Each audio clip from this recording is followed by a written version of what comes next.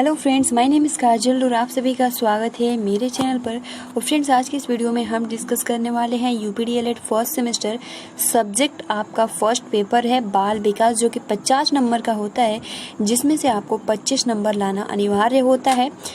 तो चलिए फ्रेंड्स, शुरू करते हैं। वीडियो को लाइक कर दीजिए और अपने फ्रेंड्स मित्रों को शेयर कर दीजिए। और देखो फ्रेंड्स, अगर आप चैनल पर पहली बार विजिट कर रहे हो तो चैनल को सब्सक्राइब भी कर सकते हो, क्योंकि हम यूपीडीएलएड से रिलेटेड जितने भी क्लासेस है प्लस जितनी भी इन्फॉर्मेशन है इस चैनल के माध्यम से आप सभी को प्रोवाइड करते हैं, ठीक है। और इस क्लास की जो टाइमिंग होती है वो रात के 10 बजे होती है और हम डेली फर्स्ट सेमेस्टर का मॉक टेस्ट इसी टाइम डिस्कस करते हैं, जिसका आंसर आप सभी को करना होता है। और हम बिल्कुल शुरुआत से आज बहुविकल्पीय प्रश्न स्टार्ट कर रहे हैं और जितने भी क्वेश्चन है राजन सीरीज से हैं। तो चलिए फ्रेंड्स, शुरू करते हैं, जिसमें आप सभी को जो टाइमिंग दी जाएगी वो 3 सेकंड की टाइमिंग दी जाएगी। और पहला प्रश्न यही है कि अधिगम का सूझ का सिद्धांत दिया। कोहलर ने, पावलाव ने, फॉर्बल ने, डाल्टन ने। तो अधिगम का सूझ का सिद्धांत किसने दिया था? बहुत सी फ्रेंड्स, यहाँ पर जो आंसर हो जाएगा वो हो जाएगा कोहलर, यानी सूझ का सिद्धांत जो दिया था वो दिया था कोहलर ने। सेकंड आपका प्रश्न है कि कोहलर ने जिस चिंपैंजी पर प्रयोग किया था उसका नाम था सुल्तान, मुल्तान, शेखर, आज़ादी। तो कोहलर ने जिस चिंपैंजी पर प्रयोग किया था उसका क्या नाम था? तो फ्रेंड देखिए, उसका जो नाम था वो था सुल्तान। थर्ड आपका प्रश्न है कि संज्ञानात्मक विकास के सिद्धांत के प्रतिपादक है जीन पियाजे, स्टेनेहॉल, स्पेंसर, वुडवर्थ। तो संज्ञानात्मक विकास के सिद्धांत के प्रतिपादक कौन है? तो फ्रेंड देखिए, इसका जो आंसर हो जाएगा कि संज्ञानात्मक विकास के सिद्धांत के प्रतिपादक जो है वो है, यहाँ पे ऑप्शन नंबर जो हो जाएगा वो हो जाएगा फर्स्ट, यानी जीन पियाजे। बहुत ही महत्वपूर्ण ये प्रश्न है। राइट आंसर जो हो जाएगा वो हो जाएगा जीन पियाजे। देखो फ्रेंड्स, फोर्थ प्रश्न है कि सामाजिक विकास के सिद्धांत के प्रतिपादक है व्यवास्की, हरलॉक, थॉमसन, वुडवर्थ। तो सामाजिक विकास के सिद्धांत के प्रतिपादक हैं, बिल्कुल से फ्रेंड्स, यहाँ पर आंसर जो हो जाएगा वो हो जाएगा व्यवास्की। फिफ्थ प्रश्न है कि बुद्धि के बहुकारक सिद्धांत का प्रतिपादन किसने किया था? थॉर्नडाइक ने, स्पीयरमैन ने, टर्मन ने, मैरिल ने। तो बुद्धि के बहुकारक सिद्धांत का प्रतिपादन किसने किया था? तो फ्रेंड देखिए, यहाँ पर option number first correct answer हो जाएगा थॉर्नडाइक, यानी बुद्धि के बहुकारक सिद्धांत का जो प्रतिपादन किया था थॉर्नडाइक ने किया था। सिक्स प्रश्न है कि बाल विकास के अंतर्गत शैशवावस्था की आयु होती है 1 से 4 वर्ष, जन्म से 5 वर्ष, 3 से 4.5 वर्ष, 2 से 3 वर्ष। तो बाल विकास के अंतर्गत शैशवावस्था की आयु होती है, तो फ्रेंड देखिए, बाल विकास के अंतर्गत शैशवावस्था की जो आयु होती है वो होती है जन्म से 5 वर्ष। Option number B is the right answer. अगला 7 प्रश्न है कि किसी समय में एक व्यक्ति द्वारा किसी व्यक्ति वस्तु पर चेतना का केंद्रीकरण कहलाता है समंजन, आत्मसात, विकेंद्रीकरण, ध्यान। तो किसी समय में एक व्यक्ति द्वारा किसी व्यक्ति वस्तु पर चेतना का केंद्रीकरण कहलाता है, तो क्या होगा आंसर? तो फ्रेंड देखिए, किसी समय में एक व्यक्ति द्वारा किसी व्यक्ति वस्तु पर चेतना का केंद्रीकरण कहलाता है, वो कहलाता है ध्यान। ऑप्शन नंबर डी यहाँ पे करेक्ट हो जाएगा। 8वां जो प्रश्न है कि वह ध्यान जिसमें अपनी इच्छा अनुसार किसी व्यक्ति वस्तु पर चेतना केंद्रित करता है कहलाता है ऐच्छिक, अनैच्छिक, निरापाद, ऐच्छिक। तो वह ध्यान जिसमें अपनी इच्छा अनुसार किसी व्यक्ति वस्तु पर चेतना केंद्रित करता है क्या कहलाता है? तो फ्रेंड देखिए, ऑप्शन नंबर यहाँ पे फर्स्ट करेक्ट आंसर हो जाएगा ऐच्छिक, ठीक है। ऐच्छिक यहाँ पे करेक्ट आंसर हो जाएगा।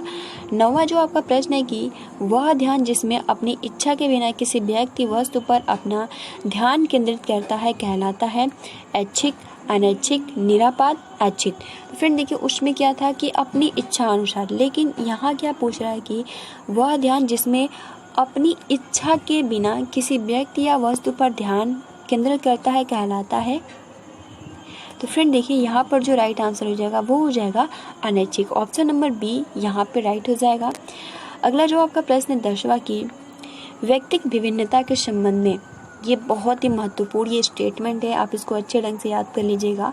आज हमारा यह विचार है कि व्यक्तिगत विभिन्नताओं में संपूर्ण व्यक्तित्व का कोई भी ऐसा पहलू सम्मिलित हो सकता है जिसका माप किया जा सकता है। यह विचार है स्किनर का, टॉयलर का, गुड का, कोई नहीं।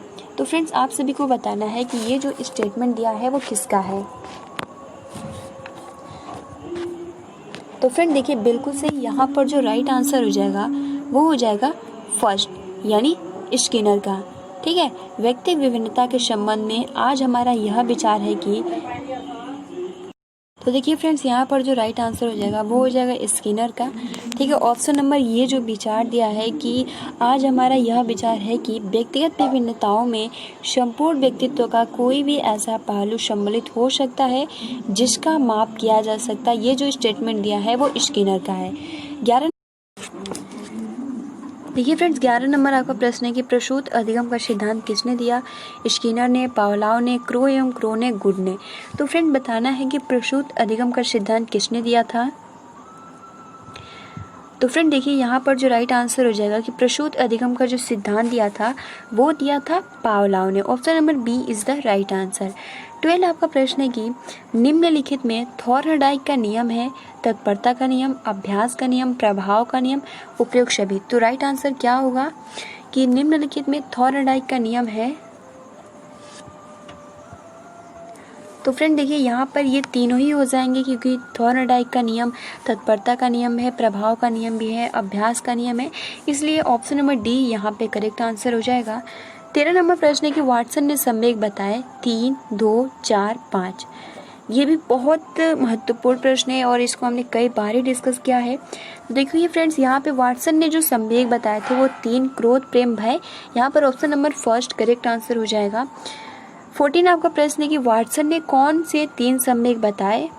ऑप्शन ए भय, ऑप्शन बी क्रोध, ऑप्शन सी प्रेम, ऑप्शन डी उपरोक्त सभी। तो वाटसन ने कौन से संवेग बताए यहाँ पे?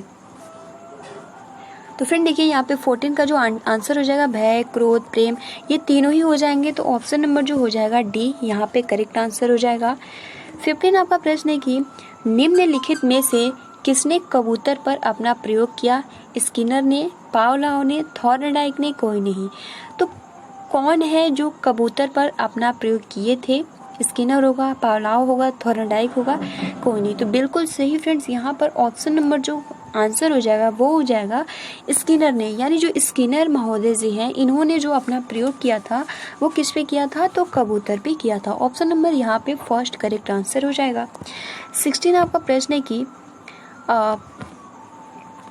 परिवर्तन श्रृंखला की वह अवस्था है जिसमें बालक बूढ़ावस्था से लेकर प्रौढ़ावस्था तक गुजरता है, विकास कहा जाता है। यह कथन है मुनरो का, हरलॉक का, ड्रेवर का, डगलस का। ये भी बहुत ही महत्वपूर्ण क्वेश्चन है। पूछ रहा है कि ये स्टेटमेंट किसने दिया है कि परिवर्तन श्रृंखला की वह अवस्था है जिसमें बालक बूढ़ावस्था से लेकर प्रौढ़ावस्था तक गुजरता रहता है और विकास कहा जाता है। तो फ्रेंड देखिए, ये जो स्टेटमेंट दिया है वो किसने दिया है? तो मुनरो जी ने दिया है। ऑप्शन नंबर यहाँ पे फर्स्ट करेक्ट आंसर हो जाएगा। 17 प्रश्न की रुचि में निहित है अवधान, अनुभव, ज्ञान, मनोरंजन। तो रुचि में निहित है, तो फ्रेंड्स देखिए यहाँ पर 17 का आंसर जो हो जाएगा वो हो जाएगा फर्स्ट, यानी अवधान। रुचि में निहित है, option number first is the right answer, अवधान। 18 नंबर प्रश्न है कि रुचि तथा अवधान के संबंध में सही मत है। ऑप्शन ए अवधान रुचि पर आधारित है, रुचि अवधान पर आधारित है, अवधान तथा रुचि एक ही सिक्के के दो पहलू है, सभी। तो फ्रेंड्स बताओ, रुचि तथा अवधान के संबंध में सही मत है? तो बिल्कुल सही फ्रेंड्स, रुचि तथा अवधान के संबंध में सही मत है। अवधान रुचि पर आधारित है, रुचि अवधान पर आधारित है, अवधान तथा रुचि एक ही सिक्के के दो पहलू हैं। तो यहाँ पर सभी आंसर हो जाएगा। देखिए, अवधान मतलब होता है ध्यान, क्योंकि किसी भी काम को अगर कोई भी व्यक्ति कर रहा है तो उसमें ध्यान तभी आएगा जब रुचि आएगी। तो सिंपल सी बात है कि जो ध्यान और रुचि है वो क्या है? एक ही सिक्के के दो पहलू है, या आप कह सकते हो जो ध्यान है वो रुचि पर आधारित है और जो रुचि है वो ध्यान पर आधारित है। तो 18 का जो आंसर हो जाएगा वो हो जाएगा डी, सभी। 19 आपका प्रश्न है कि निम्न में से अभिप्रेरणा के स्रोत हैं बालक, आवश्यकताएं, उद्दीपक, अ व श दोनों। तो निम्न में से अभिप्रेरणा के स्रोत हैं। तो फ्रेंड देखिए यहाँ पर बालक और उद्दीपक ये दोनों ही हो जाएंगे, अभिप्रेरणा के स्रोत हैं ये दोनों ही हो जाएंगे। ठीक है, ऑप्शन नंबर यहाँ पे D is the right answer. अगला आपका प्रश्न है कि अधिगम के प्रयत्न और भूल के सिद्धांत के प्रतिपादक है थॉर्नडाइक, स्किनर, कोहलर, पावलोव। तो फ्रेंड्स आप सभी को बताना है कि अधिगम के प्रयत्न और भूल के सिद्धांत के प्रतिपादक हैं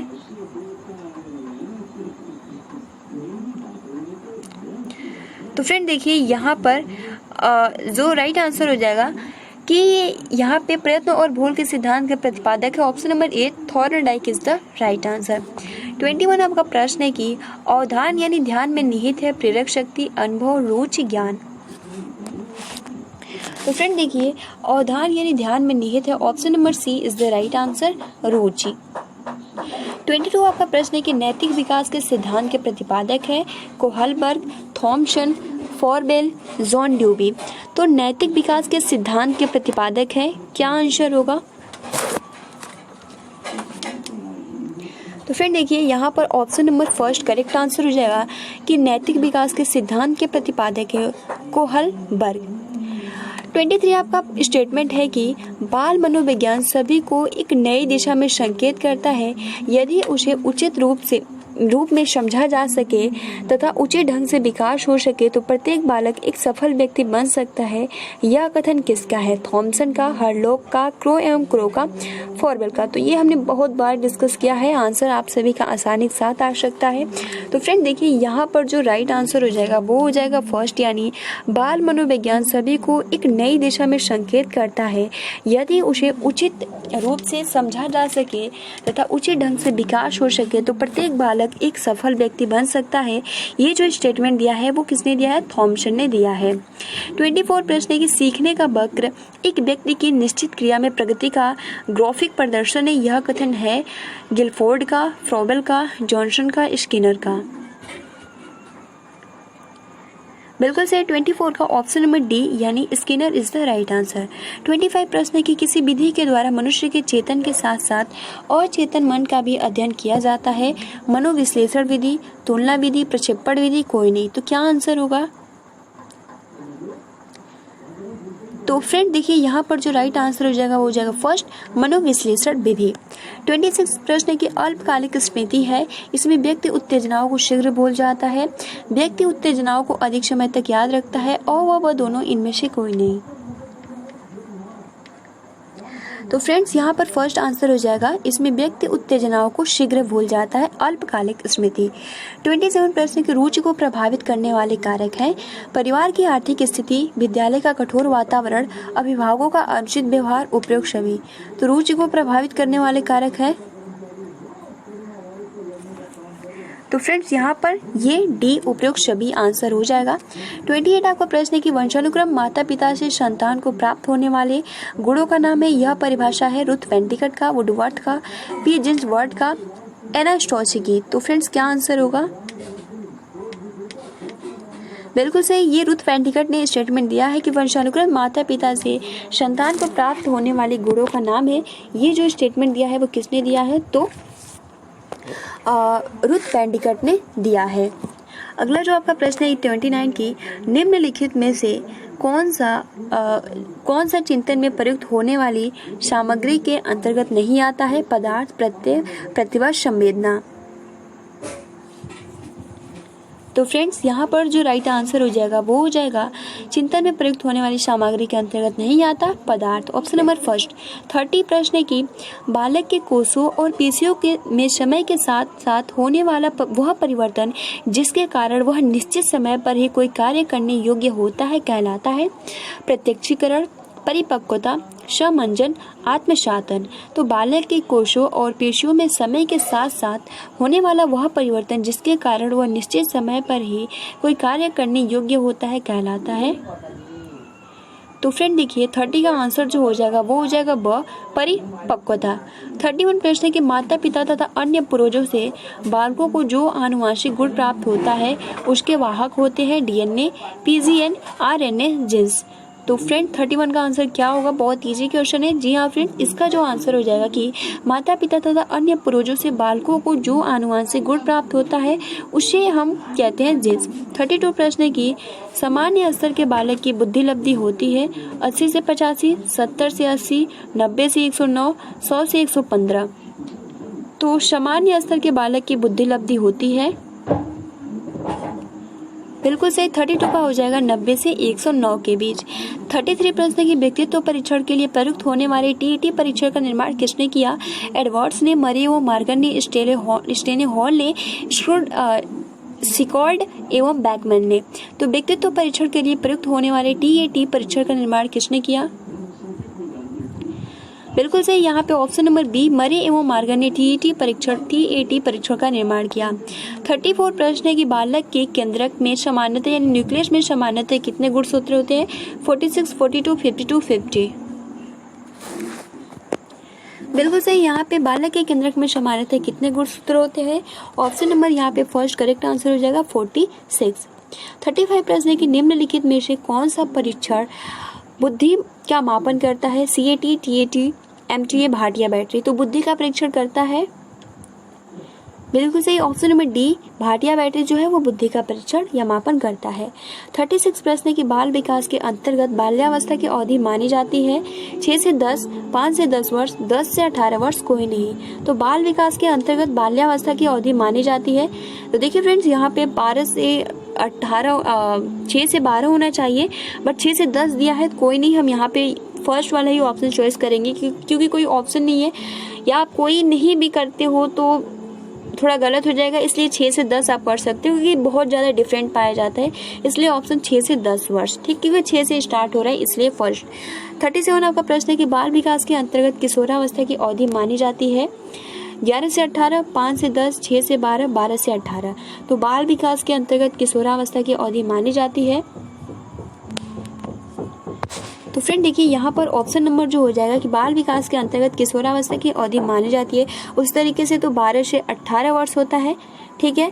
बट यहाँ अगर हम बात करें राजन सीरीज में जो कोई गलत दिया है 11 से 18 वर्ष बोला है, ठीक, क्योंकि इसके अकॉर्डिंग बोल रहा है जिस तरीके से राजन सीरीज में दिया है कि बाल विकास के अंतर्गत बाल्यावस्था की अवधि जो अभी हमने देखा ना 6 से 10 वर्ष, तो 10 वर्ष उसमें गया और 11 वर्ष से किशोरावस्था में, तो इस तरीके से इसके अकॉर्डिंग, बट आपको ठीक है। तो जो शैशवावस्था होता है जन्म से 5 वर्ष होता है, जो बाल्यावस्था होता है वो 6 से 12 होता है, और जो किशोरावस्था होता है वो 12 से 18 होता है। ये 3 महत्वपूर्ण फैक्ट आप इसको याद कर सकते हो। इसमें फिलहाल में जो ऑप्शन होगा, ठीक है, ऑप्शन नंबर आप डी लगाना, 12 से 18 वर्ष। तो फ्रेंड्स आज के लिए इतना ही क्वेश्चन डिस्कस करते हैं जो एग्जाम का पॉइंट ऑफ व्यू से बहुत ही महत्वपूर्ण है, ठीक। तो अभी तक आपने वीडियो को लाइक नहीं किया है तो प्लीज़ गाइज वीडियो को लाइक कर सकते हो और अपने फ्रेंड्स मित्रों को भी शेयर कर सकते हो। तो मिलते हैं कल, ठीक है। आप सभी को मेरी तरफ से शुभ रात्रि, good night and have a sweet dreams.